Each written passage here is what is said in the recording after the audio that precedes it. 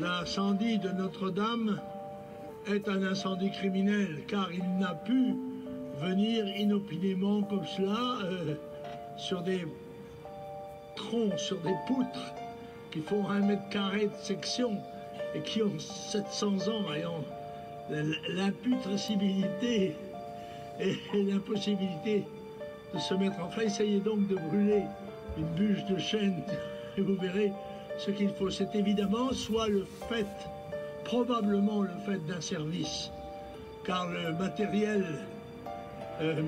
mis en œuvre et la diffusion de la flamme ont nécessité une organisation qui dépasse sans doute celle de l'initiative personnelle.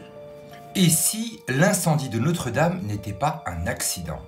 Depuis 2019, des zones d'ombre persistent, des coïncidences troublantes s'accumulent et des questions sur la reconstruction de Notre-Dame soulèvent des questions. Jean-Marie Le Pen l'affirmait dès le départ, cet incendie est criminel. Et aujourd'hui, l'enquête placée sous le sceau du secret défense ne fait qu'amplifier les doutes. Que cherche-t-on à nous cacher? Revenons à la date. Le 15 avril 2019, un incendie ravage la charpente de Notre-Dame vieille de 850 ans. Mais ce que l'on ne nous dit pas, c'est que cet incendie survient 666 jours après la victoire d'Emmanuel Macron. Hasard troublant ou symbolisme caché? 1 an avant, en 2018, une société inexpérimentée applique un gel soi-disant antifongique sur la charpente. Un traitement totalement inutile pour du chêne centenaire. Ce gel contenait un accélérateur chimique, favorisant une combustion fulgurante. En seulement 2 heures, la charpente a été réduite en cendres, alors que le chêne est réputé difficile à brûler.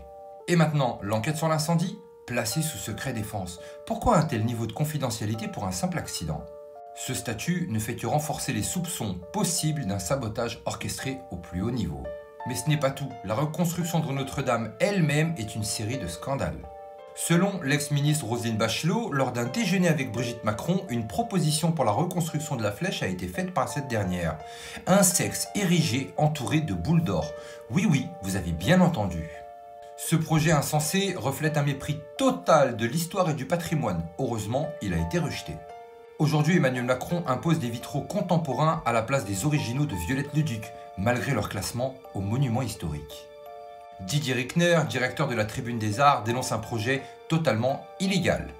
Et que dire des finances? La Cour des comptes révèle que 5 millions d'euros de dons ont été détournés par La République En Marche pour payer les salaires. Même la promesse d'Anne Hidalgo d'un don de 50 millions d'euros pour la reconstruction a été fausse. Pas un centime n'a été versé par la ville de Paris. Enfin, n'oublions pas que le général Jean-Louis Georgelin, chargé de la reconstruction de Notre-Dame, est mort dans des circonstances plus que troublantes lors d'une randonnée dans les Pyrénées en 2023. Alors, incendie criminel, symbolisme maçonnique, corruption d'État, et pourquoi ce secret défense sur cette enquête? Les Français ont le droit de savoir la vérité, alors partage cette vidéo pour qu'elle puisse être relayée un maximum. Dis-moi en commentaire si tu penses que cela est une simple coïncidence ou une mécanique bien huilée. Une chose est sûre, on n'est clairement pas au bout de nos surprises. Prenez soin de vous, et je vous dis à très bientôt.